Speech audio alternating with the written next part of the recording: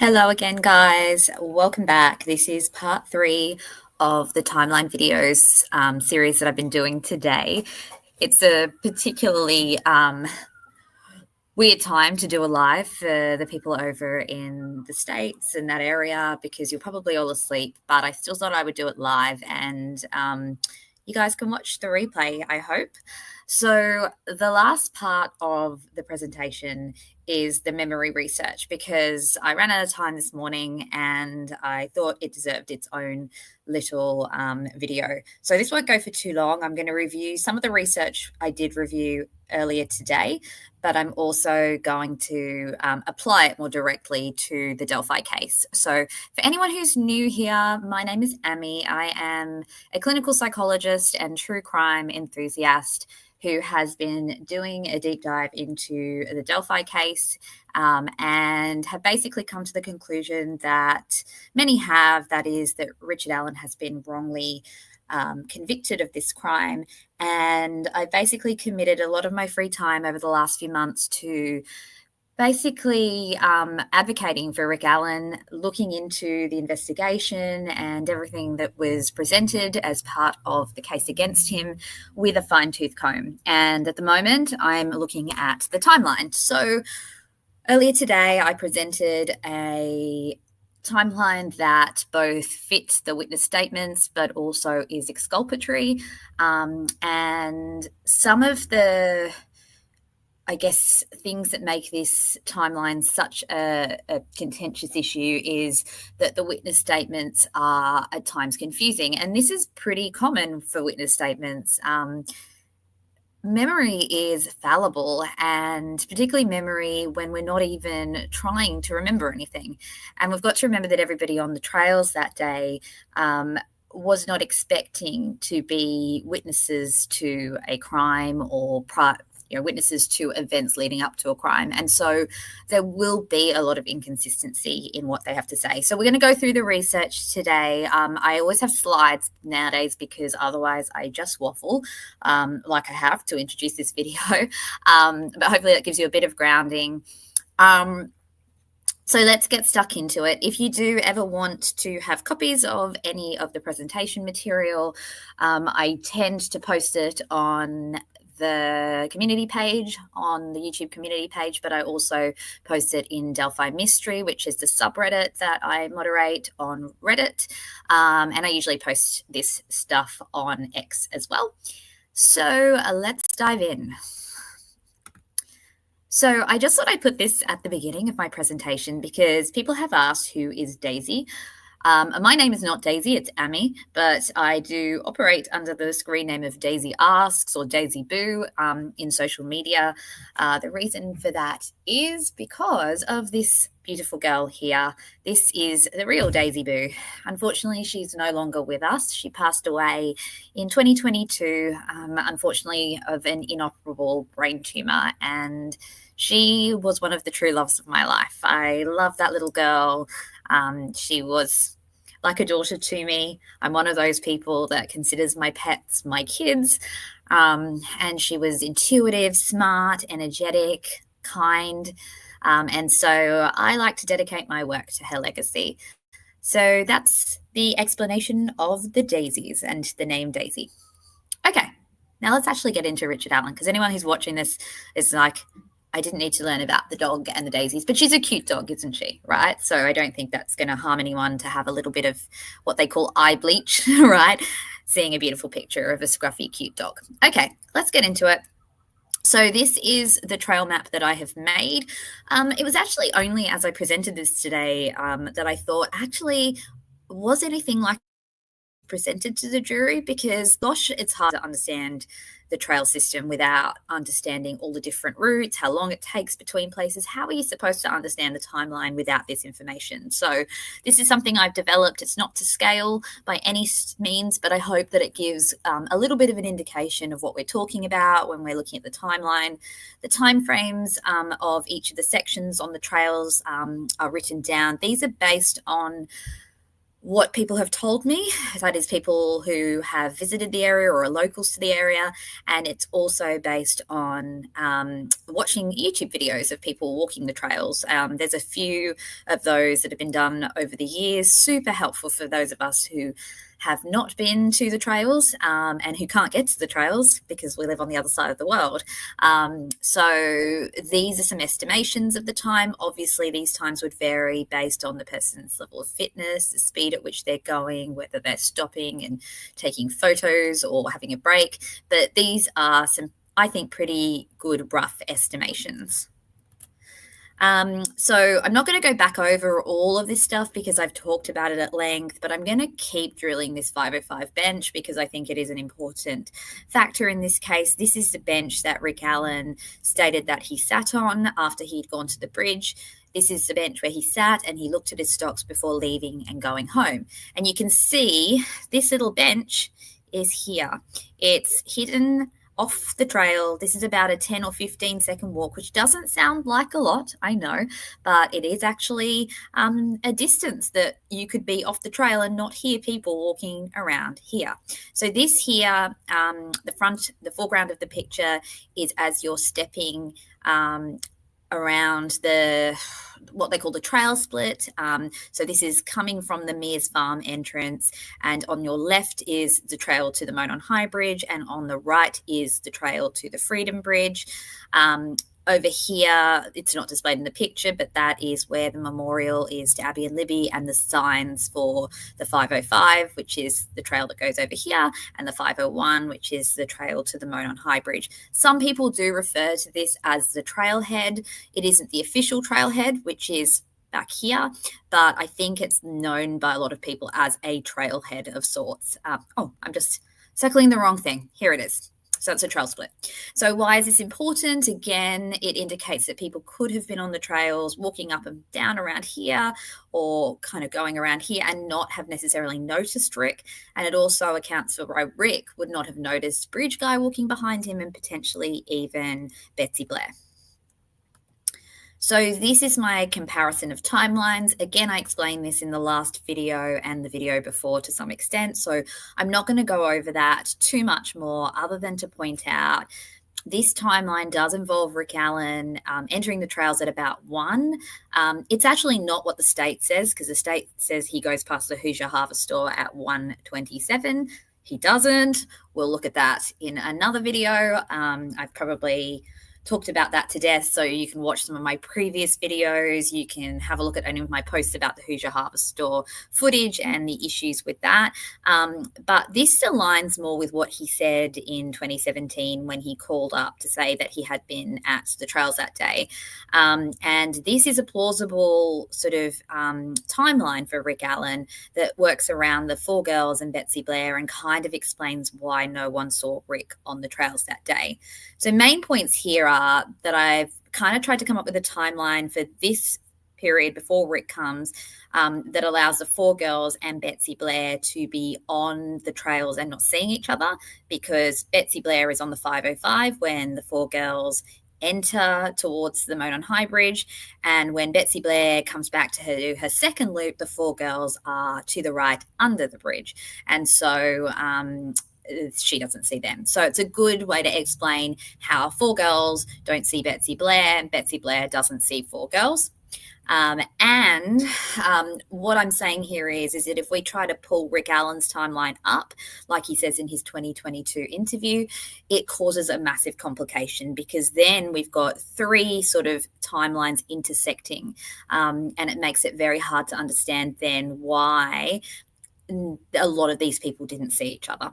Now, my timeline still involves some people not seeing some people, but I think that I've got some good explanations for that. So one of the explanations being that I do believe Rick Allen sees these girls. Yes, he says 3, not 4. I'll explain that later.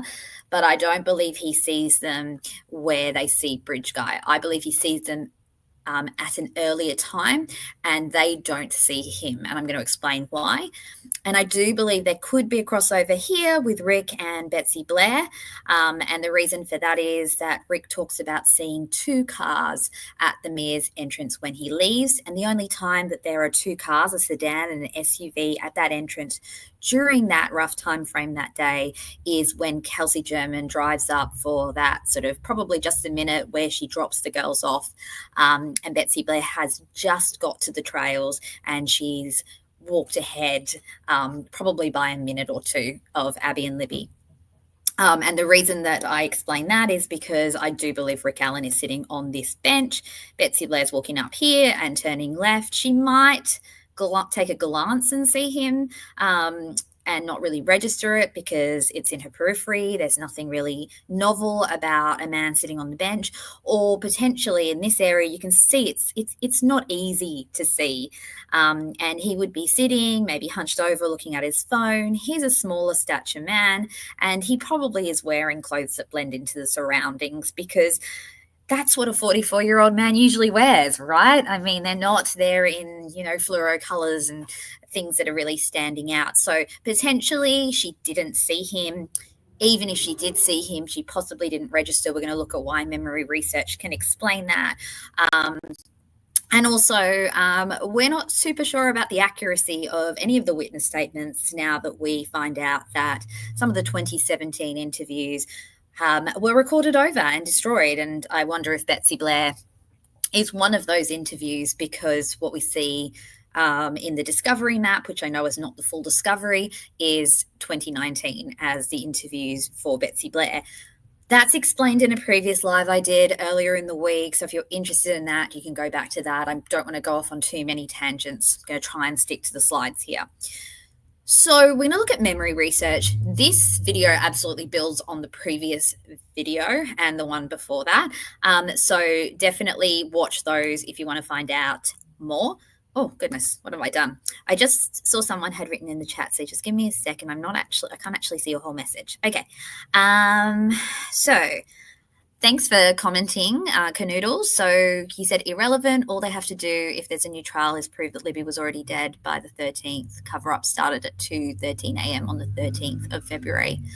I guess that's a possibility. I don't know. I'm basing it at the moment on, I guess, the timeline that we've been given around Abby and Libby being dropped at the trails. But yeah, absolutely. I guess, they can explore all different possibilities and hopefully there is more evidence that can support, some of the other reasons why this case has been so confusing.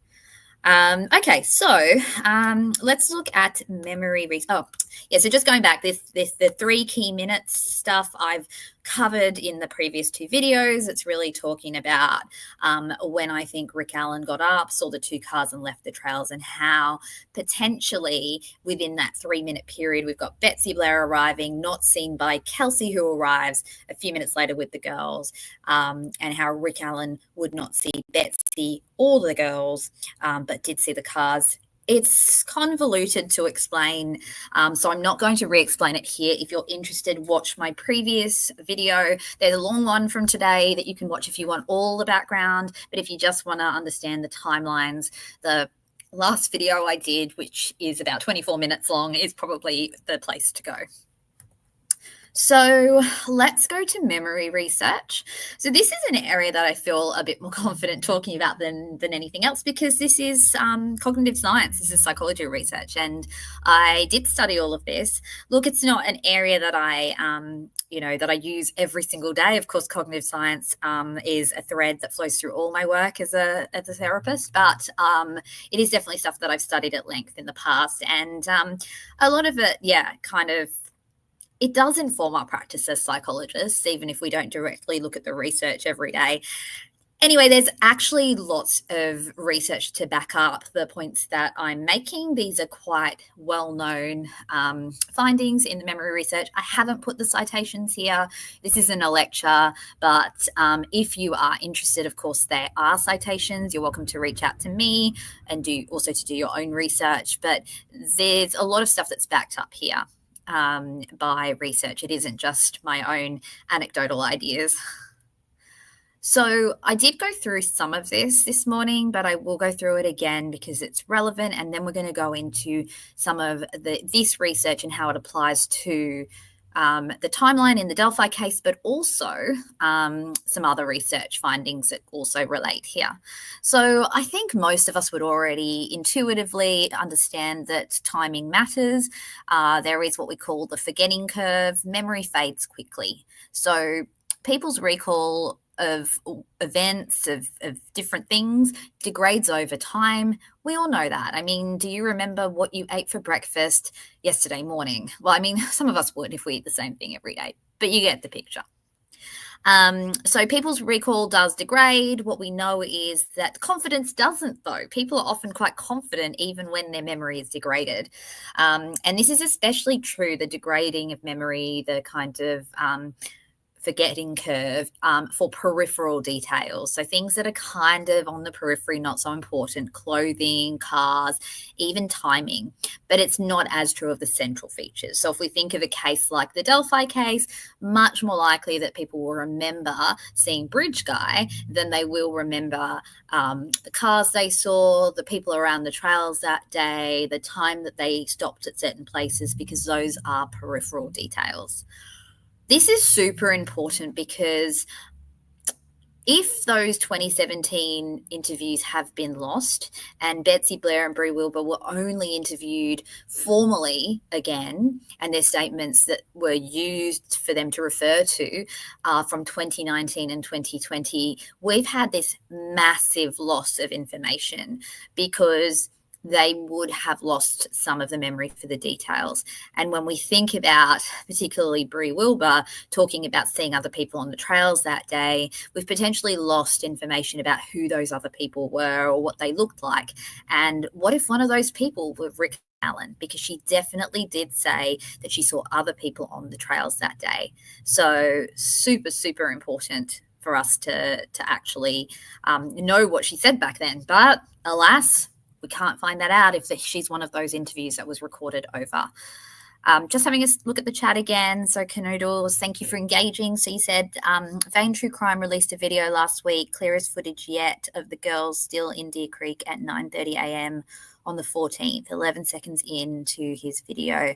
Magnify the footage. Abby is tied to the tree. I'll have a look, Canoodles. I haven't seen that. I think I heard a rumor about potentially a tree and someone being tied to a tree. I'm not sure, but yeah, I'll definitely check it out. So we've got memory contamination, which is another key finding of memory research, and that is that our memory is contaminated when we talk to other people about events, when we hear what other people have to say, when we watch news coverage, and when we're questioned in certain ways, our memories can be reshaped. And you can see how this is super, super important when it comes to this case that's been splashed over the news. We've got coverage that's showing pictures of Bridge Guy. We've got sketches. We've got people talking about it in a small town.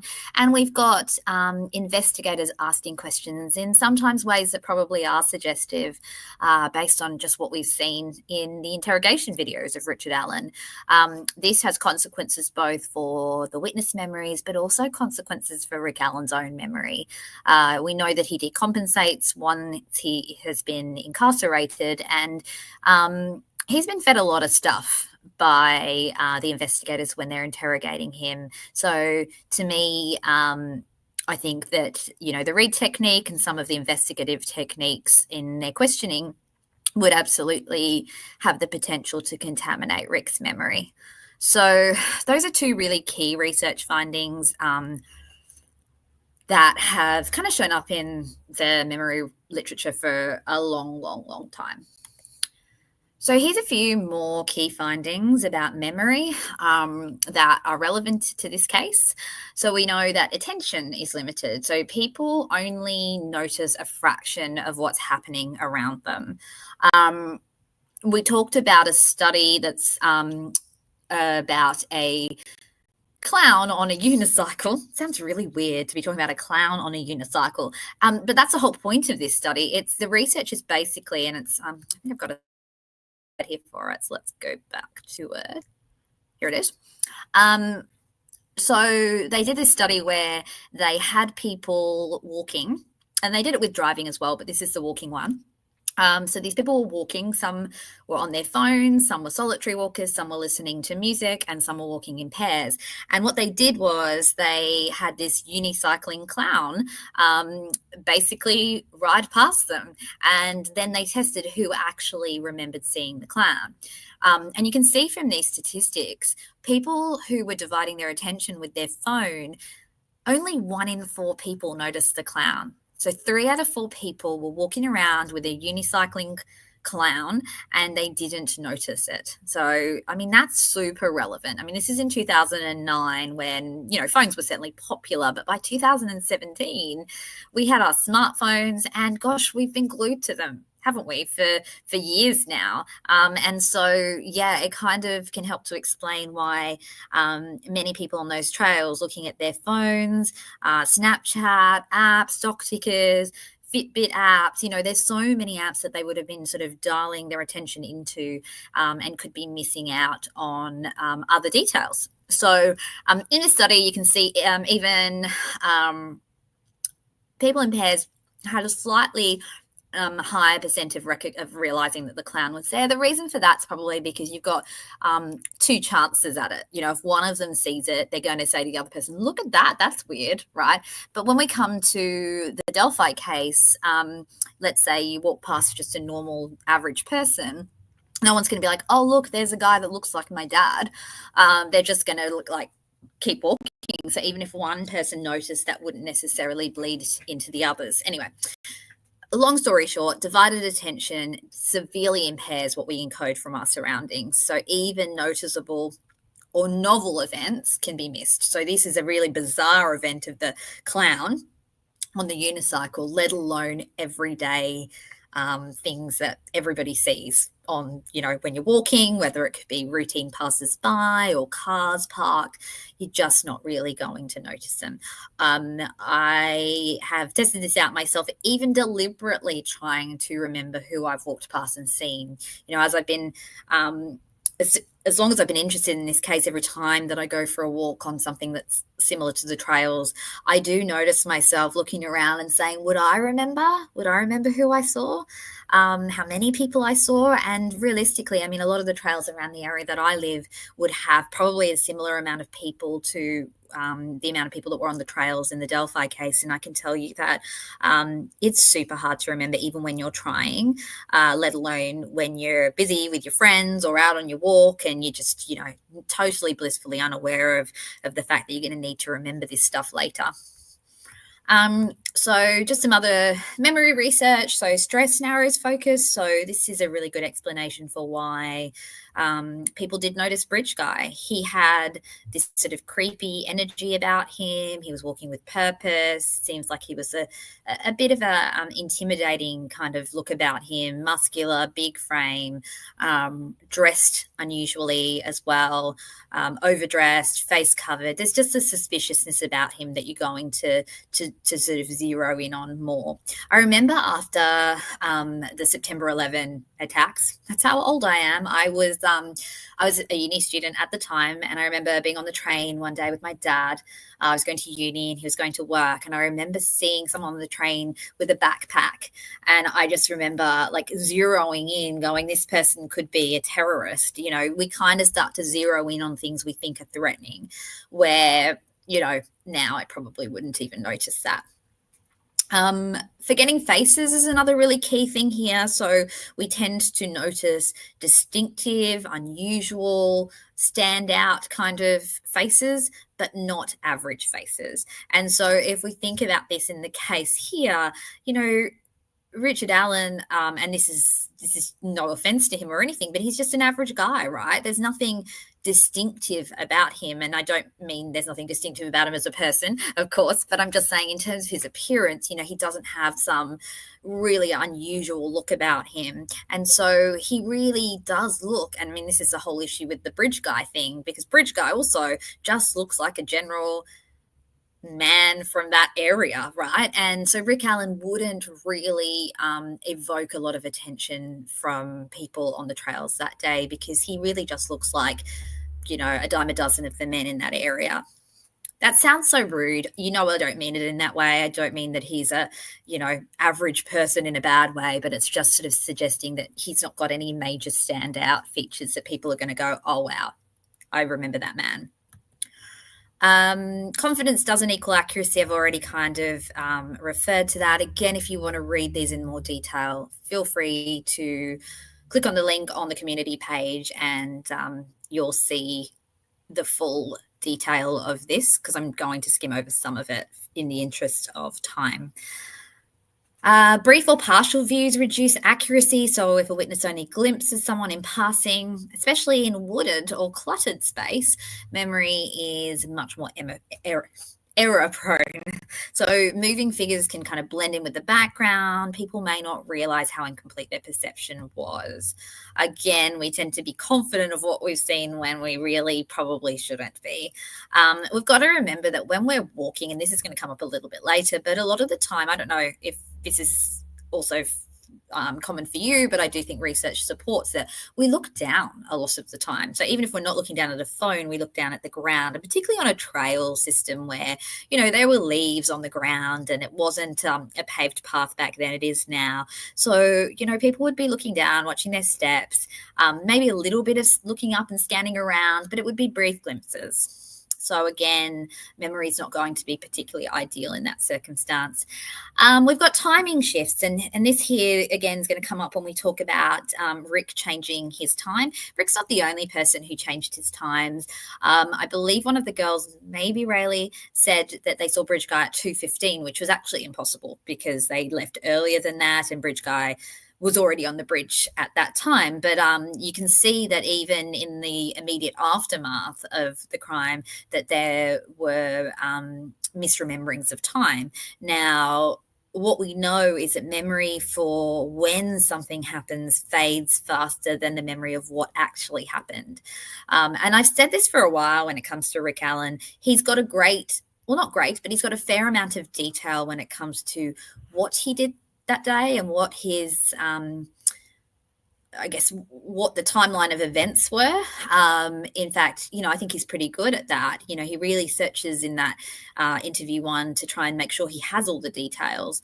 But the drift in time, whilst it could be that initially it was written down wrong by law enforcement, of course we wouldn't put anything past the law enforcement involved in this case, because there have been errors and forgetting and all of that.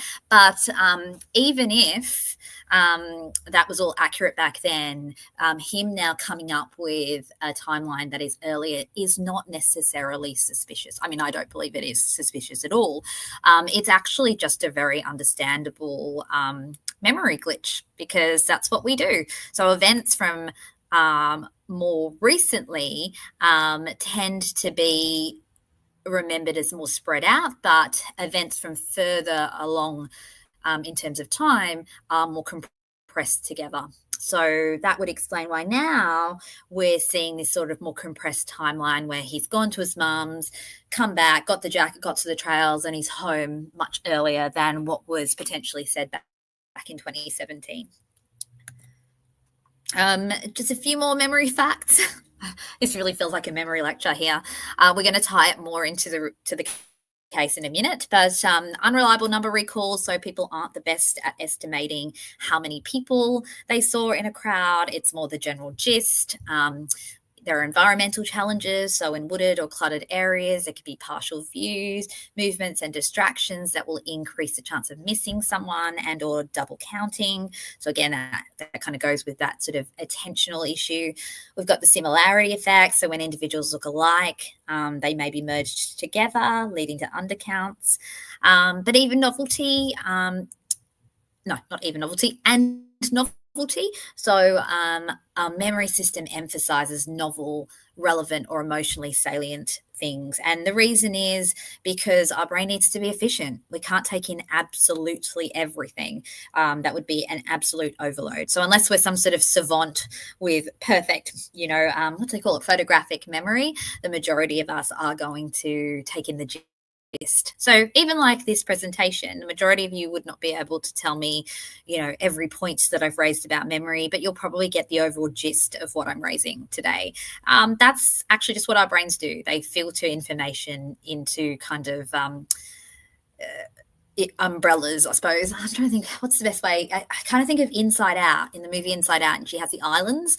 It's kind of like what our minds is like. It has what we call schemas, collections of information, and we kind of filter information in through those systems. So, for example, we have a schema for turning on the TV, and we tend to have a whole set of kind of information there that we call upon, rather than having to every time think specifically, how do I do each step of this? I'm not sure if that was the best explanation, but basically it's trying to sort of say that we don't take in every tiny bit of information. We filter a lot of the information, so it's more new or very relevant stuff that gets kind of noticed, and the rest kind of goes by the wayside.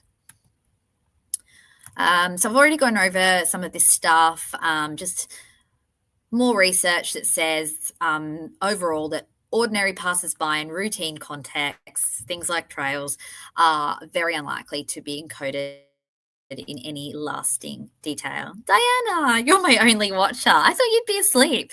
I decided to just do this live for the hell of it, but I didn't think that anyone would really watch at this time, but I thought I'd get the replay crew.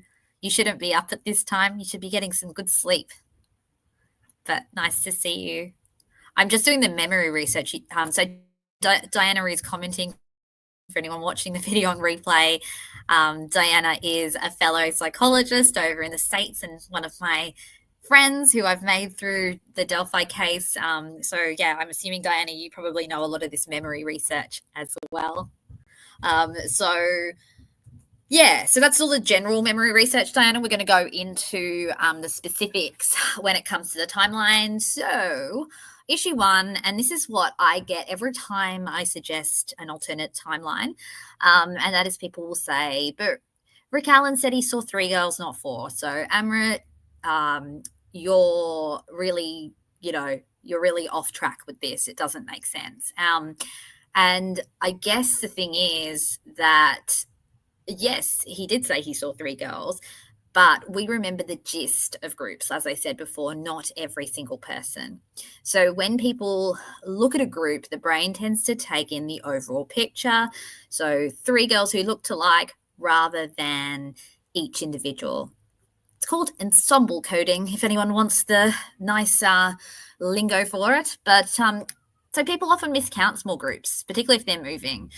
So we are usually accurate to about 3 to 4 items at a glance, but when people are moving, partially hidden, or seen briefly, we often miscount by 1 or more, I suppose, if it's a bigger group. So people in the periphery get crowded out. If one girl was slightly ahead, taking pictures behind to the side, she could have fallen into Rick's periphery vision, and therefore the people could have got blurred together and it might not register. We can completely miss people right in front of us. So research does show that people fail to notice even when a person swaps mid-conversation. These are some of those kooky memory studies, like we talked about before with the unicycle clown.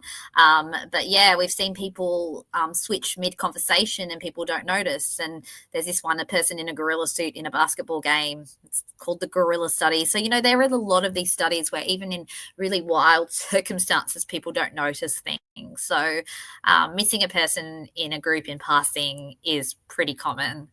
And in this case, we've got 3 siblings. I mentioned in the previous live that I did do a search of Rayleigh Voorhees and her sister. I think it's Isabella. I'm not going to put their pictures up here because they do not need to have their pictures splashed on YouTube, but I did find their pictures in some Carroll County kind of media stuff, and they do indeed look alike. They look like sisters. And so this also kind of firms up what I was saying. Rick probably did see those girls, not at the time where they're at the trailhead, so he's not bridge guy, but earlier on, but they didn't see him. So Bree Wilbur does look different. She has lighter hair than the other girls, and so she may have looked like a different person. But being the odd one out also doesn't guarantee attention, because the memory advantage for unusual items only works if attention actually lands on the more unusual person. So if Rick's attention was on the three similar looking girls because he noticed the sisters, the fourth might have slipped by. So I guess in plain terms, Rick's memory of three girls who looked alike is consistent with what research shows. Human attention tends to group similar people. We often miscount moving groups. Peripheral people get blurred out. And even distinct individuals can be missed if attention doesn't fall on them.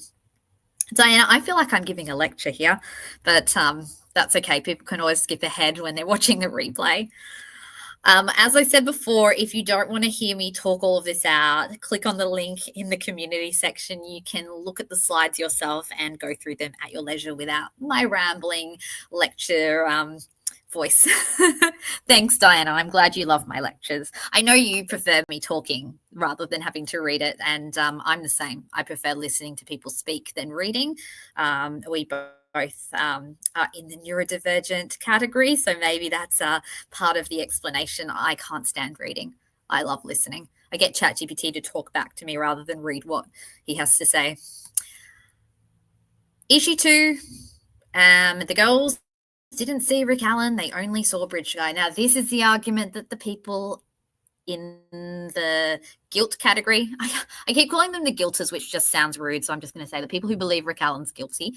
And what they'll say is, well, if you're saying Rick's, I don't like actually imitating people's voices because that reminds me of Grey Hughes, and I don't like it when I hear other people do it, so I'm not going to do it. But they'll say the 4 girls didn't see Rick, they saw Bridge Guy. If you're saying that they passed each other, then he's Bridge Guy. Well, not necessarily, because Bree Wilbur actually mentioned that she saw 1 or 2 people as they were coming back from the Monon High Bridge. So, oh, hello, Rotstar. Very cute puppy in your picture, and I'm glad you're here listening. Welcome. Bree did mention that she saw 1 or 2 people as they were walking back from the Monon High Bridge. Rayleigh didn't, and I don't believe that Anna did. But again, I mean, those statements all over the place. We don't even know how much detail was obtained from the girls. This investigation is a mess. But what I'm saying here is that even if nobody saw him, we can explain it, and we're going to look at that. But we know that Bree did actually see people. So my hypothesis here would be that Bree probably saw Rick. How would we know, though? So many years later, no one's going to remember that. Again, attention is divided in groups. We looked at the unicycle clown study earlier today, and what we're seeing here is that when people are engaged in something that takes their attention, whether it's looking at their phone, whether it's talking to their friends and laughing and giggling and taking photos, or all of the above, which is what we would expect for a group of teenage girls back in 2017, they are probably not noticing the man who looks probably similar to their dad's age walking past. So we know that stress or salience narrows focus. So if they were focused on their safety, on the trails, like as in like not tripping over or hurting themselves, if they were focused on conversation, scanning the path, their attention would probably tunnel, and it would leave less capacity to register an ordinary passerby. However, they would register someone who had a creepy vibe about them. And that's why they noticed Bridge Guy. But I don't think Rick Allen has a creepy vibe about him. Of course, now people will say that because if they believe he's guilty, and you're looking at mugshots and you're looking at someone who's decompensated in jail and, not been in a good place. Sure, now he potentially could look creepy. But back then he was a regular middle-aged man walking the trails. He wouldn't have been intimidating and therefore probably not noticed. We know that teenagers can be more suggestible as witnesses as well. They can be vulnerable to outside influence and memory distortions. and their accounts can be shaped by peers. We've got 4 girls here, 3 of which are siblings. So they're going to have talked about stuff together as well. So even in terms of their memory now for whether they did or didn't see people, it's hard to know. And it's not about them deliberately making something up or being deceptive, but it's more that, our memories all bleed together. That's the memory contamination stuff. Yeah, so similar here, co-witness discussion can change the recall. People are less accurate with remembering unfamiliar adults. So we're poorer at noticing and recognizing unfamiliar adult faces, and especially when age differs significantly. Teens are less accurate at encoding adults compared to peers. They're less able to, not less able, but they're less likely to notice adults than peers. And I mean, that makes sense. A teenage girl is going to notice a teenage boy or another teenage girl because we know, that's a very social phase of life. And so, we're very self-conscious about how other teenagers see us, if a boy is good looking, if a girl is cooler than us or whatever. I mean, I'm saying us. I've not been a teenager for decades now, but I remember that phase, and I remember being much more conscious of those things back then. I'm just reading the chat. So Rotstar says, would the Haldol affect his eyes like they were talking about on trial? Yeah, absolutely it could, Star. I think the other real complication for Rick is that while he was in custody, I do believe that there was self-harm in the sense of like him running into walls and doors, and he was bruised at times. The chances are as well, potentially on top of the impact of medication and psychosis, and stress and all of that, we may also have the impact of I wonder brain injury, because knocking your head into walls, it could lead to some sort of concussive syndrome as well. So there's so many things. I mean, when you see some of those pictures of Rick, at his worst, he absolutely looks like a different person, and he looks like someone who is severely unwell. And so, yeah, potentially, absolutely. I don't think Rick would have been deliberately rolling his eyes and making a mockery out of the court. I think also we take with a pinch of salt what some people have said they observed, when there are plenty of other people who didn't observe that. So hard to know, but yeah. So yeah, I said before, average faces fade faster than distinctive faces. That's a forgetting curve. So it's very normal that the teenage girls didn't notice Rick. Their attention was likely on each other. Teens are more suggestible, prone to memory errors, less accurate at recognizing adults who are unfamiliar. Even if they passed him, failing to recall him is consistent with what research shows. We're not stretching here and just trying to make a narrative fit. I know that is what the people who believe Rick Allen's guilty would say we're doing, but what I'm actually showing here is that this is research based. This isn't just, well, I think. This is what I think is happening. This is actually based on what the research has shown. And yeah, and also I think anecdotally, a lot of us could relate to this. I can see Diana saying face blindness is something she has. I mean, we all do. I literally did a field study myself. I call it a field study. It sounds very official. All it was me and my dog walking on some of the trails around our area a few days ago to test this out. And what I did was I was like, let me see if I can remember the people out and about on this trail that I'm on. And the only face that I vaguely remember is he was a little preschooler, because he looked like the little brother of one of my boys' friends. And so I was like, oh, is that so-and-so's brother? And I realized it wasn't, but I remember his face. But even then, now as I'm saying it, I remember the face of the actual child that I thought he looked like, because I saw that child today. So you can see how that memory contamination works too. He was with a grandpa. I can vaguely remember it was an older man. That's about it. What I remember best about the trail was the dogs I saw, not the people. But that's because I'm super laser focused on animals. I love animals. So yes, Rotstar, I will remember your puppy long after I remember you. That sounds terrible, but it's true. So yeah, okay. Let's go on to, they remembered Bridge Guy. So people could say, well, you're saying that they walked past Rick and they didn't see him. Oh, I'm doing that pretend voice again. But how could they not remember Rick, but they remembered Bridge Guy? Again, this is very consistent with memory research. Bridge Guy had a threatening presence. He was noticed by all people that passed by him that day, from the sounds of it, because he's intimidating, And the thing is, we are intuitive when it comes to these sorts of things. We can sense threat, and there were actions that he was taking and aspects of his appearance that certainly would have given that away, even if we weren't just fully focusing on an aura, I guess, or a sort of intuitive stance. I mean, he was overdressed, he had his face covered, he was grumpy, he was unresponsive when people waved or said hi. He looked like he was on a mission. I believe the girls said he was muscular, a bigger build, so quite an imposing person. But also, the witnesses, I think all of them, but at least 3 of them said that he looked younger as well. So whilst he wasn't a teenager, looking younger means he's closer to the girl's age. So maybe they'd be more likely to notice and remember him versus Rick, who would have been closer to the girl's dad's age. And, most of us, we're not out on the trail as a teenager looking at people that remind us of our dad, right? I don't think, anyway. Rotstar, you said you remember dogs too. They're better than people. I agree, Rotstar. I think you missed the beginning of my presentation, but actually, let's just go back because Daisy always deserves to be seen.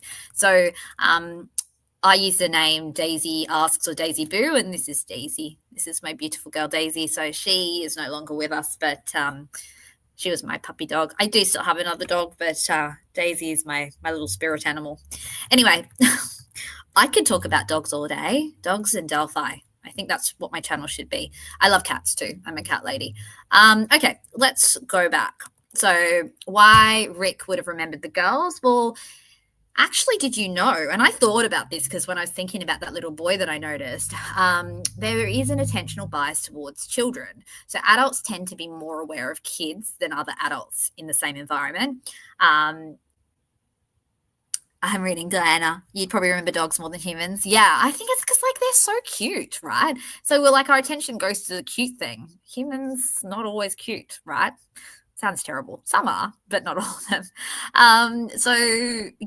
It's interesting that adults do tend to be more aware of children than other adults in the same environment, and especially where there's a sense of potential threat to children. So if they're in a group unsupervised, this can make them more likely to stand out in memory. It's kind of like a parental adult monitoring bias. And if you think about it, I mean, Rick might have been walking and he saw the girls and he possibly would have thought it's not the safest place to be as girls, is it really? I mean, those trails even prior to this crime were not somewhere I'd want teenage girls walking on their own. I think I'm no judgment to anyone whose girls did walk on that because, gosh, we've all made those decisions ourselves as teenagers, but also even as parents sometimes said, oh, it'll be okay. But realistically, it isn't the safest of environments.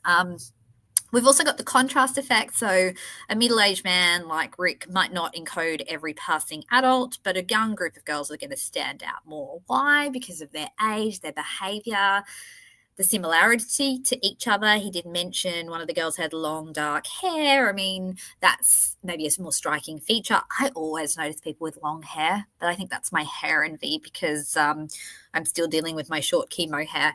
I guess at the end of the day, what we're saying here is that they would have been more distinctive as a group. They're going to be louder. I mean, we know what teenage girls are like, and they're louder, they're giggling, they're laughing. He noticed the whole maybe one's older and younger. Who knows? Was the older sister scolding the younger sisters or something and saying something to them? Who knows? It doesn't. We don't know, but their behaviour possibly would have made them stand out more. But even if we just look at the numbers, you're going to see a larger group more than you're going to see one person walking past. I think it's quite consistent with how memory works that Rick remembered the girls. So here's the next issue there. This is an issue that isn't brought up by the people who believe Rick's guilty. This is brought up by the people who essentially are on the same side as me. That is, the people who believe Rick Allen is innocent, but they don't like the later timeline. This is the reason that I'm called a veiled guilter or covert guilter, because people think that by pushing his timeline to later, I'm suggesting that the state were right. I'm not. I'm suggesting that he was there later, but he is still innocent. And I hope that I've explained that by now when you've looked at the timeline. Just checking back the chat. So, Diana, you're saying, my gosh, asking him to remember a group of kids from 4 years back. They should have even been able to use that in court. Yeah, yeah. I mean, I actually think he did pretty well with his memory, to be honest, in that interrogation. And it just really, again, I mean, we're going to talk about the psychology of Rick. I keep promising that video, just trying to tee that up. And because that's my area of specialty, I think I'm a little bit more nervous about doing it because I'm like, it needs to be perfect. That's a perfectionism in me. But yeah, I think it speaks to his personality that he wants to provide such a large amount of detail when it comes to all of the police questions. And I think it so reminds me of me, because that's exactly what I'm doing now. I'm like, I need to get every detail out. I need to make sure that I thoroughly cover this. And I think it's just the conscientiousness. We know that Rick was so worried about doing a good job, whether it was with work or whether it was with supporting his family. And I say we know this. This was part of Dr. Westcott's testimony about Rick's personality and his history. So yeah, he's a highly conscientious person and highly worried about making sure that he's doing the right thing. And so yeah, I think he searches his memory and really provided a lot of detail, to be honest, for 5 years later. So the 12 to 1:30 timeline, as I said before, I don't think it makes sense because he could not be there between 12 and 1:15, really, or 1-ish probably, and not then potentially be seen by Betsy Blair, and or Betsy Blair runs into the four girls. Now, we could use the very same reasoning that I've just used about the four girls not seeing Rick to say the four girls didn't see Betsy Blair, but this earlier timeline means we've got multiple groups of people not seeing each other. And I keep saying groups, multiple sort of separate individuals or whatever not seeing each other. So why do I stick to the later time frame? To me, it's more logical and it fits more with his testimony. What we know about time, and I mentioned this earlier, is that the time drift occurs where when things are closer in time, we tend to remember them more spread out. When things are further away in time, a longer time away, we tend to condense them. So this would make sense because that's exactly what seems to be happening here. Rick's now saying everything happened in a much tighter time frame than potentially it did. This doesn't mean he's being suspicious. It doesn't mean he's deliberately being deceptive. It's actually just a normal finding of memory. It's a normal sort of way that our memory works. When he contacted the police back in 2017, he said 1 to 3 apparently in the initial tip, and then he said 1:30 to 3:30 to Doolan. I know we take with a pinch of salt the interview with Doolan. I'm with you on that. I agree. But I think that the 1 to 3 that he said on the phone is potentially accurate. Who knows? I don't know. I mean, we've never actually seen, I don't believe, the official documentation that was supposedly taken back then. I'd love to see it, and then maybe we could assess that. But my main reason for having the later timeline is because it's what tends to work, is more logical. So time memory fades faster than event memory. We tend to remember what happened much better than the time it happened. I think we can all relate to this. Even if I think about the walk that I took, it was actually yesterday, I believe. Was it yesterday? No, it was Tuesday. See, there you go. I already forgotten. It was Tuesday. I took the dog for a walk and did all of these sorts of little field studies, as I'm calling them. And I can remember vaguely the time because it was around school pickup. And then I dropped my kids at an after school activity, went for another walk. So I've got a vague memory, but to be honest, there'd definitely be drift already. That was only a few days ago. Did I leave at 1:30, 2 o'clock? I can't remember. The telescoping effect. So in long-term recall, people often shift events closer to salient anchors. So seeing his family earlier in the day. So we know that he anchors himself to that memory, and so everything could have shifted earlier because he does remember he went to see his family that day in the morning. And then, of course, we've got the whole post-event kind of changes that happen. So after years of news, discussion, interrogations, we integrate outside information into our memory, and we can kind of unconsciously adjust our timeline. That's that memory contamination. And again, it's not deliberate. There is no malice in this. It's just that our memories are fallible. Stress and ordinary day blending. So the crime was traumatic for the community. Rick would remember quite vividly walking on the trail. I mean, he gave a statement, but the exact details are going to be more fuzzy. Rodstar, thank you so much for joining. I just realized Rockstar, it's kind of cool name. Thanks for joining the discussion. Have a good day at work, and absolutely, join me again if you like. I'm going to do some more videos, and I've got lots more ramblings about Delphi ahead of me. Older self versus younger self interview context. So in 2017, like we said, he was interviewed only days after the event. His memory for time would have been fresher. By 2022, under pressure, exact times might be more reconstructed guesses. So I guess a lot of this overlaps, but what we're saying here is it's not surprising that Rick remembered the time differently 5 years later. It's not suspicious, but it also doesn't mean that it's accurate either. Something can be inaccurate and not suspicious when it comes to memory. Okay, here's another issue.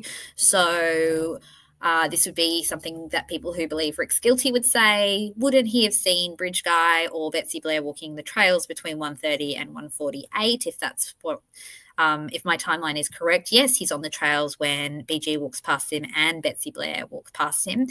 The reason for that is back to the 505 bench. If there's anything that I want people to remember from all of the timeline stuff, it's the 505 bench. That bench is off the main trail. Yes, only very minorly, 15-second walk, but go out to your local park and walk 15 seconds away from a bench, have someone sit at the bench and walk behind them. And I'm pretty sure you're going to have a very similar experience to Rick and to what I've noticed, which is that you don't notice people walking past you, particularly if you're on your phone in your own little world. If the wind is blowing, the leaves are rustling, and you also, if you're not really on edge looking. I mean, I often sit on the bench at the park when my kids are playing, and I will be on my phone doing Delphi stuff usually, and I don't notice what's going on around me. Sometimes my kids will be on the other side of the park and I'll look around and I'll be like, where are they? And they've gone to the other side of the park. It's definitely easy to do. Just a note for everyone, my kids are safe. They're not on the other side of the park in any danger. They're old enough to look after themselves on the other side of the park. Try it out. Like, honestly, try it out, because I think you'll realize, that a lot of this stuff that we think should be so obvious isn't. People go, 15 seconds off, that's not that far. Surely you'd hear it. Test it out, because you'll probably find 15 seconds is a longer distance than you would expect. Also, Rick did say specifically that there may have been somebody on the bridge, that there may have been people who walked behind him on the bench. He did allude to that, possibly because on some subconscious level he did notice, little bits of movement, but he just didn't really look around to really take it in. And this really aligns quite well with my 3-minute idea, where perhaps even Betsy Blair walking behind him, going, turning into the 501 to go to the Monon High Bridge, or Kelsey's car pulling up, may have subconsciously kind of sparked him to kind of get up and leave. He might have, as in not they made him leave, but, that might have kind of woken him up, I suppose, if he was sort of zoning out on his phone without him even necessarily recognizing it. So much goes on in our subconscious. We do things that we don't even realize, right? And that's just how the mind works. So issue 5, wouldn't have Betsy Blair seen Richard Allen sitting on the 505 bench? This one's a bit trickier because, I mean, yes, that bench, when you're walking up from the Mears Farm entrance and heading towards the trail split, you can see the bench. It's tiny. I'll go right back to the beginning. Sorry, guys. I'm going right back to the bench. But it's still, I mean, obviously a picture is going to make it look tinier.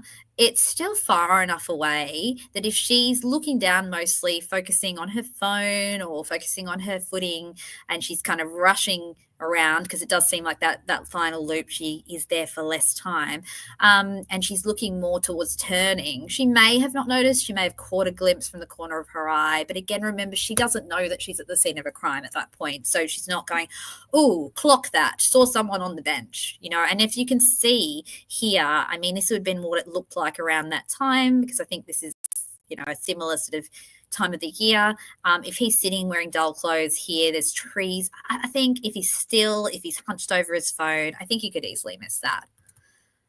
All right, let's go back. So eye gaze while walking. I noticed this when I was off on my walk the other day and really paying attention to my own memory and gaze. We look down when we're walking. A lot of us do. And it was interesting when I actually looked at the research. Indeed, 80 to 90% of the time, we're looking at the ground or a few steps ahead. So if you're looking a few steps ahead, you're not seeing that bench. Upward glances are brief, and they're usually triggered by noise or sudden movement. Again, we've got the divided attention issue. Betsy Blair had a Fitbit in 2017, so I'm just going to assume she also had a phone. Maybe she was looking at her phone.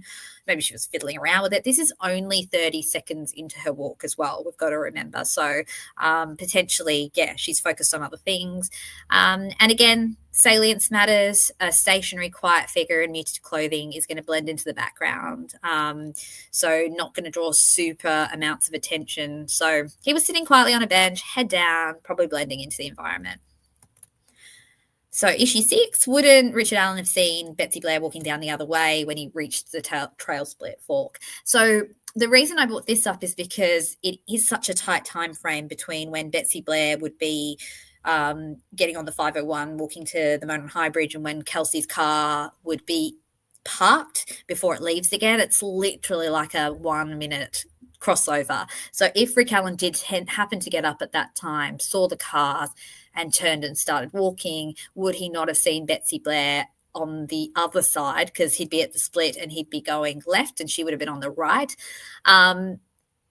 Well, realistically, again, I mean, if we go back, I really should have a quicker way of going back. Here we go. So he's here. He gets up. This is where the cars are. Betsy Blair's potentially over here already, because we know Kelsey's driving here. She doesn't see Betsy Blair get out of the car, even though Betsy Blair's car's parked here. So Betsy Blair maybe is here. Rick's here. He gets up. He's not actually going to look this way. He's going to he'll look ahead. He'll glance ahead, look back down, and then he'll glance to the left, because that's where he's going. So again, try this out yourself. You do not look at both sides when you're doing things like that. Oh, where am I up to? Here we go.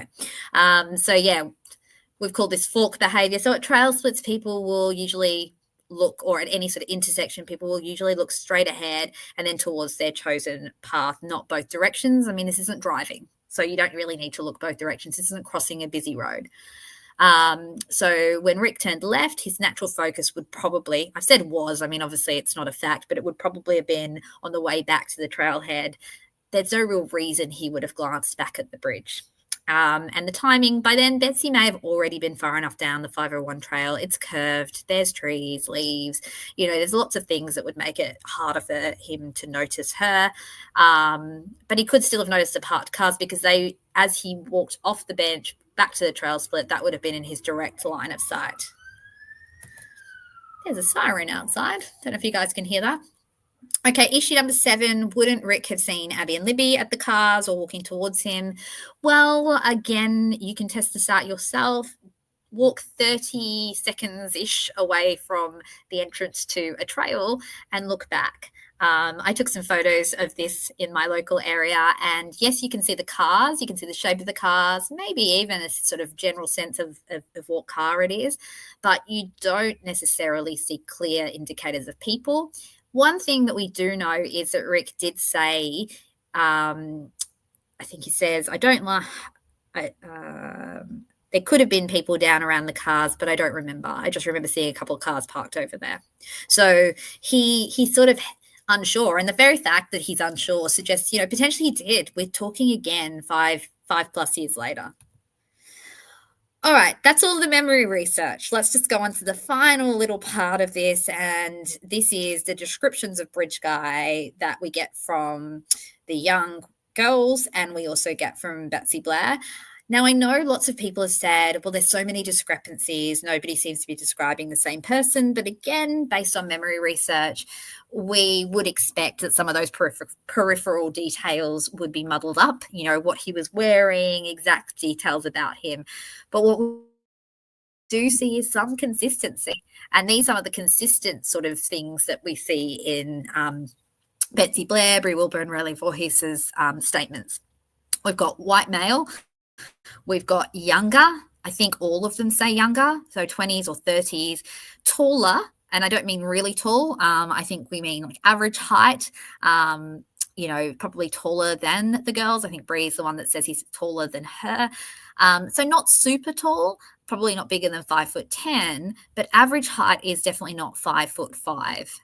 Which I believe is what Rick Allen is, 5'4", 5'5". Average height for men would be about, in America, I'm guessing it's about 5'8" or 5'9", at the lowest. It might even be higher.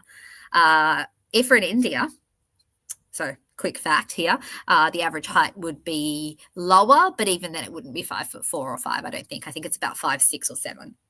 So we're not in India, though. Here, Rick Allen isn't Indian, nor I don't know. Are there any Indian people in Indiana? I don't know. It's Indian. Yeah, maybe. No, I don't think so, because from what I've heard, that's not really a category of people that shows up a lot in Indiana. Anyway, side note. So bigger build, muscular. You like my jokes, Diana? I had a really funny joke earlier, Diana. I don't know if when you caught my live, when I was saying distinctive versus average faces, and I started off trying to sound serious, saying, well, like I would be totally noticed because of how beautiful I am. And then I straight away followed it up with jokes because I thought that was quite funny, but I'm sure that could be clipped by some of the people that don't like me to show I'm an arrogant person. But it was a joke, guys. I don't think that I'm turning heads on a trail. Maybe I did once. I don't know. No, probably not. Certainly not with my attire when I walk on the trails, which is the daggiest of leggings and sweatshirts, and my chemo hair that's got the sort of baby top knot at the moment because it's the only way I can control it. So anyway, sorry. Enough of my jokes. Let's get back to business here. So brown eyes, square jaw, wrinkly face, which is interesting. Wrinkly face was a funny one, wasn't it? Because, they said he was younger. But, young people can have wrinkly faces. I personally do not have a wrinkly face. That's the benefit of having brown skin. Thank you, Diana. I'm beautiful inside and out. So are you, Diana. Much love here. We got a girl romance going here. I'll spread some rumors. So, and then in terms of hair, they all spoke about hair, dirty blonde. Yes, maybe one person said grey, but more brown. We all know the brown poofy hair, no facial hair. Now let's have a look at Rick Allen. Does he match any of that description? No, he's 5'4" or 5'5" tall. He is a smaller than average height man. And anyone who sees Rick says that's quite obvious. He is aged 44. He is not in his 20s or 30s. And again, no offense to Rick at all, because, I absolutely have so much compassion for Rick and I don't see anything to be negative about in terms of height or age. But I'm only a few years younger than Rick, and he does look old for his not old for his age, but he looks older. He's not a young-looking 44-year-old in the photos that we see here, which are from around the time of the crime. I feel mean commenting on his appearance because, as anyone who knows me knows, I do not judge him on his appearance at all. I'm only pointing out things that are important in comparison to the research and the descriptions. Diana's saying, didn't he have a long goatee at that time, longer than in these pics? That would be memorable, not easily confused with no facial hair. Yeah, I don't know. I mean, look, both of these he's definitely got. beard hair, and these were around that time. So yeah, potentially for sure. Like he definitely seems to be someone who's generally had a buzz cut and or very short hair, and he's got some type of beard and facial hair, which is quite recognizable. I mean, these photos are a bit faded here; they're from the exhibits, but yeah, absolutely would be quite obvious. He, I mean, I don't see the square jaw so much. I just sort of see more of an oval face. And what we see in his eyes, which is hard to see again on these slides, but his eyes are light. They're definitely not brown. So yeah, I mean, he's got an average body. He's not overly muscular. He's definitely got stubble on his face or a beard. He's got a buzz cut consistently. He just doesn't match those descriptions at all. Yeah, I think he did, Diana, have a long goatee at some point. I remember seeing that too. Yeah. So, yeah, I mean, look, he doesn't look like Bridge Guy. If we go back to the sketches, I mean, look, anyone could look like the older sketch with a hat on. So, you know, it's conceivable, but it's not obvious. It's a very generic older person sketch. And the young guy sketch, not at all. He doesn't look anything like that. So, hi, USA Libertarian. Your favorite argument from the guilters is Rick was the only person to fit the timeline, but none of the witnesses can identify him. Exactly. The timeline, gosh, it is such a contentious issue because the people on the side of guilt say it's just so clear cut. And then the people who think Rick's innocent will argue if you suggest any other alternatives. So there's a lot of rigidity in the Delphi community online on both sides. And I suppose what I'm trying to do here with the timeline I'm suggesting is try to integrate all of the information as well. So yeah, I mean, I agree with you though that none of the witnesses can identify him. The problem as well is though that we're dealing with witnesses who are now being asked to identify someone 5 years later, and that's notoriously unreliable. And to be honest, I'm kind of glad that nobody did ask them, because sometimes people can be confident, even though their memory is unreliable, about lineups, and that's led to a lot of wrongful convictions. So in some ways, I can see why the defense didn't ask these questions either, not because they were concerned the witnesses would say, yeah, you know, that's definitely Rick Allen and be right, but probably they may have known that the research shows that if you do a lineup or photo identification within hours of a crime, it's pretty accurate. But the more time that goes by, the more inaccurate it is, but people still feel confident. And of course, in this case, all of that memory contamination stuff would have got in the way. Just reading the comments. So, well, witnesses are always unreliable. So how do you know it was Rick? Because it had to be Rick. Yeah. I mean, that's the line, isn't it? You know, when I talk to a lot of people, and again, this goes for both sides. Like it goes for the people who believe he's guilty and the people who believe he's not guilty. You know, once they point out something and, you know, you argue the point, they say, well, you're just wrong because that's the way it is. There's a lot of rigidity. And I think it comes sometimes from a place of defensiveness. And I try not to be as defensive. I mean, of course, we're all defensive and no one likes to feel like what they're saying is incorrect, but I try to be open-minded and evolve my opinion in time and sort of consider other people's arguments. But yeah, anyway, Diana, what are you saying? We know it was Rick because his bullet matched the shell casings. Oh my gosh, yes. I did want to do a presentation on the bullet. It's certainly an area that is not my expertise, but the little bit of research that I've done shows that it is not reliable science. It's been debunked. I remember you telling me, Diana, and I found that article that one of the states has already decided that it is no longer to be used, I believe, or as evidence. But even when it is reliable, it is comparing a spent round with a spent round, not an unspent round with a spent round, and not taking 3 tries to get to that point. Yes, Oregon. That's right. It was your state, Diana. It's a good state then.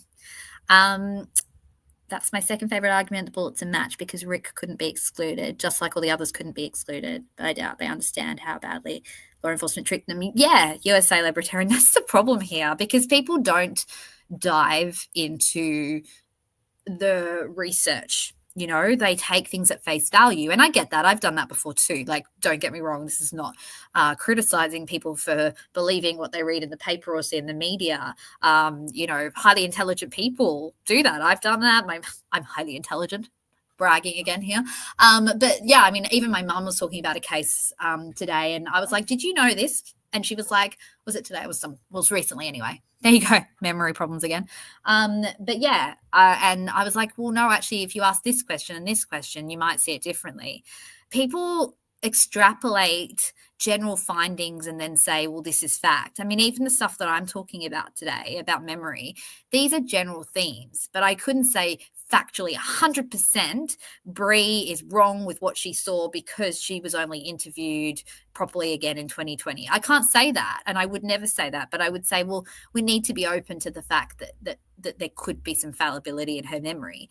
But what you find with a lot of people is they're super rigid, and they're like, no, you are wrong. This is what's right. There isn't really anything particularly that's an exact science. I mean, I think DNA is probably the closest things that we get, or, a video that shows directly that it's a person committing a crime, but very few other things that we use in investigative procedures are super exact. And yet it seems like the state and law enforcement and the media sold it that way when it came to this bullet, which is not only not even good science when we're comparing an unspent round with a spent round, but it's particularly, it's not validated at all. So very problematic, and particularly the way that it was sold as, I believe that the expert said she's never been wrong. And yet it was tested in a way that really wouldn't stand the test of any of the scientific literature that I've ever read. So anyway, I digress. Let's just go back to the end of this. I'm being rigid myself now, because otherwise we'll keep going. It's an hour and 15. This is supposed to be a short video, so apologies for that, guys. So I'm always going to go back to the flawed investigation. We all know it's a flawed investigation. Why did nobody ask any more questions, right? Who else did she see? Funny for those of us talking about dogs before. I don't think it was Bree. I think it was Rayleigh said she saw a dog walker. Well, what type of dog? Who was the walker of the dog? Why didn't the state use the other two young people as witnesses? I mean, was Isabella even ever interviewed? She wasn't a baby at the time. She was a young teenager, but or I believe she was maybe 12 or 13. So she still could have provided details that would have been helpful.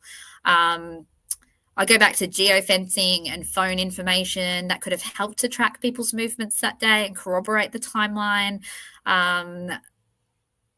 And of course, did they lose the 2017 interviews? Because that obviously shows a massive issue with the reliability of the witness testimony.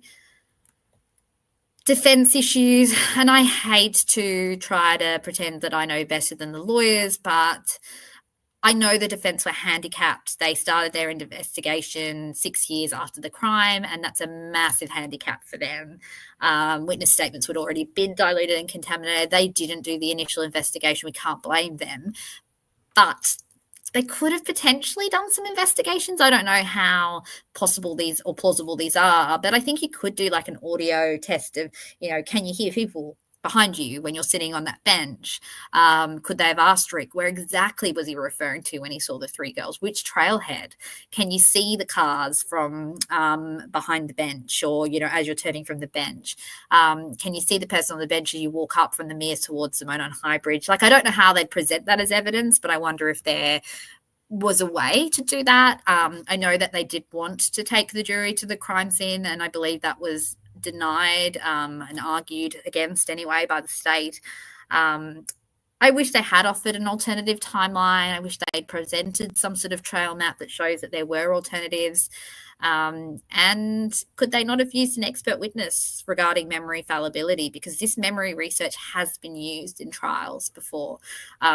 This isn't something that we've just sort of pulled out of cognitive science. We know that eyewitness testimony and witness statements, memory stuff has been used in trials. So we got to the end. That was the timeline, guys. That was a lot of hours worth. One thing I also wanted to say, though, before we finish up is I didn't mention the whole group of people that turned up after Betsy Blair left. I know that other people who have been working on the timeline obviously talk about Dan or Dave McCain. I always get them muddled up. And, you know, Cheyenne Mills and the Shelbys and Daniel Pearson. The reason that I don't really focus as much on them is because my understanding, when I've sort of pieced it all together, is they do arrive later. Because I believe that it's the man who does walk the dog later. That's Dave Riley, I believe it is, and Dan McCain. When they arrive, they say they don't see any cars in the lot. Now, that does seem a bit impossible because they both say that and yet they do cross over. But regardless, Betsy Blair's already gone. Betsy Blair doesn't see any cars in the lot when she goes. So my sense is that these people arrive after 2:18. So to me, whilst they're relevant in terms of, you know, did they hear or see anything, they're not really relevant when it comes to being Bridge Guy or potentially seeing Rick Allen, according to my timeline. That's why I haven't mentioned them. Even in terms of did they hear anything in terms of the crime, you know, when you see where the bodies were found, like I hadn't realized, you know, where they were located in relation to the bridge. Yes, they're close, but they're not close to the extent that, you know, you'd necessarily hear something, particularly again on a day where there'd be rustling leaves, potentially wind, you're talking to your friend. Again, we're not looking out for that sort of stuff. So I don't think that that's necessarily something that I need to focus on when I'm thinking of Rick's timeline anyway. Whether you can hear stuff and how close it is to the crime scene, look, that's another story. But yeah, that's why I haven't mentioned them. I know this goes at odds with a lot of the other people's timelines that a lot of the other creators are talking about, you know, with Daniel Pearson and McCain and the Shelbys, but I just don't see them as relevant. When I've plotted out everybody based on their testimonies, based on who saw which cars and who saw each other, I just think that second group came after the abduction, and that's why I'm not necessarily including them in the discussion at all. Also, even the ones that may have turned up earlier on foot, I know there's been some speculation about Daniel Pearson. The fact is that he's with Shelby during the window that the crime, you know, would have been being committed or staged, and he's clearly not covered in blood or, you know, showing any indication of any involvement in the crime. So again, I just don't feel that he's necessarily involved. Is he young Bridge Guy? You know, I can see the resemblance with the sketch, but then where does he go? And why does he say doesn't he say he saw Abby and Libby? I don't know. I still feel like young Bridge Guy is a person that's involved in the case. It doesn't even matter though, because all I want to say here is that Rick is not young Bridge Guy. He is not on the bridge at the time of the crime. And that's my central focus at the moment, because I think trying to figure out who actually is the perpetrator or are the perpetrators is going to be a lot harder given how much evidence has been quote unquote lost and or buried. Speculation purely there, allegedly. I don't know that we're ever going to get true justice for Abby and Libby, but I do hope that we can get justice for Rick, which is freedom. And that's why my focus is at the moment largely on Rick. It's not that I don't care about Abby and Libby. As all of us, my heart breaks for those girls. They did not deserve the fate that they met. And gosh, I think we'd all do anything to be able to wind the time back and save those girls from the fate that they met. But at the moment, I think the only victim in this that we can still potentially help is Rick. Anyway, I've talked enough. It's 9:00 and I am starting to ramble more. And so I'm going to finish up. I am still working on the video for discussing the CPS cars and the Hoosier Harvest Store footage, but I've done a lot this week, so I might leave that for a few days, and I will absolutely get to the psychology stuff very soon. And Diana, you're welcome to join me and my colleague when we talk about the psych stuff. I'll definitely send you a link if you're available, because we're going to go through Westcott, particularly her testimony, and look at alternative conceptualizations and diagnoses when it comes to Rick and ways to explain some of what we've seen with Rick. 9 p.m., Diana. It's the end of the day. So, and I'm working tomorrow. So 6 a.m. over there, Rotstar. Yours is starting your day. Yeah, well, it's 9 p.m. Friday, and I'm working at 9 a.m. Saturday. I've got a full clinic day tomorrow. So I'm going to try and get a good night's sleep. Diana, can you prepare? You don't need to prepare. We're just going to read out, I guess, some of the key stuff about what Westcott says with my colleague who doesn't know much about the case except little bits that I've told her. So we're going to get this sort of fresh opinion from her based on just what she hears and what sort of diagnostic questions she'd have and explanation she'd have for various aspects of Rick and his presentation. So anyway, I feel like I'm going monotone, which means it's time for me to get some rest. Thank you, Diana, for joining. Thank you, Rotstar, and thank you, Libertarian, for joining in the discussion. Thank you for all the lurkers watching. Even if some of you guys are the ones that don't like me, you're welcome to comment. You're welcome in my chat. Even if you haven't always been kind to me, it doesn't mean that we cannot engage respectfully. You're welcome to criticize, have commentary.